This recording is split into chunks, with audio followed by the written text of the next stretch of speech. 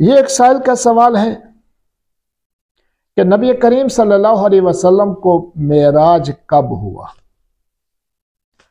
हमारे यहाँ मशहूर है कि आप सल्लल्लाहु अलैहि वसल्लम को मेराज 27 रजब वाली रात में रजब के महीने के अंदर हुआ। अगरचे बाद रिवायात इसकी तायीद करती हैं, लेकिन बाद रिवायात इससे हटकर भी हैं। गलबन रबीउल अव्वल का उनमें तज़किरा मौजूद है, इसलिए हतमी तौर पर नहीं कहा जा सकता कि आप सल्लल्लाहु अलैहि वसल्लम को मेराज वाले इनाम से रजब के अंदर नवाजा गया।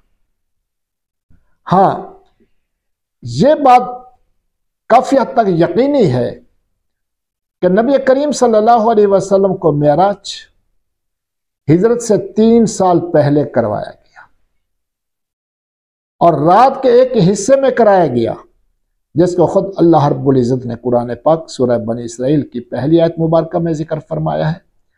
इसलिए तारीख का तयन और महीने का तयन करना मुश्किल है।